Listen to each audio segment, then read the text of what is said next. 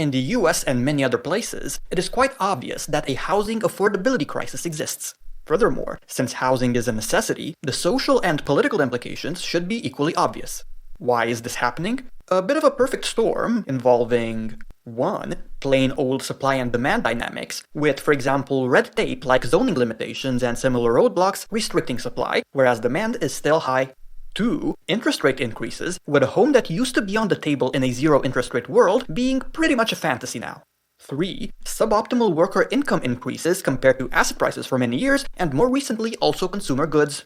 4. Real estate being a victim of its own popularity as an asset class, where investors can make money through direct revenue as well as asset value appreciation. From mom-and-pop landlords to megafunds and from US citizens to international players, everyone wants in to the detriment of housing affordability.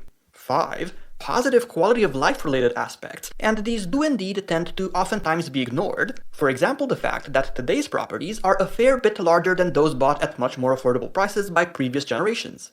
Solutions, as always, depend on whom you ask.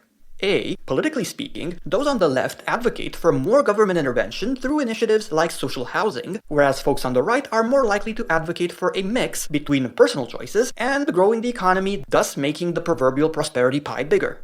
Generationally speaking, a bit of a conflict ensues between older individuals who claim the younger generation is not hardworking enough, and young people who say it's easier for older generations to preach when they bought housing for pennies on the dollar. And C, economists unfortunately tend to be just as ideology-oriented as politicians, with politically agnostic or apolitical, case-by-case solution-oriented thinkers quickly labeled cowardly centrists.